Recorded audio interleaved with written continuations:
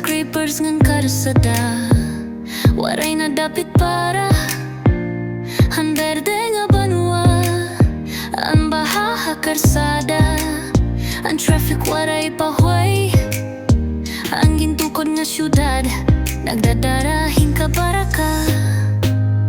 Semento nga agianan, butangan hintanang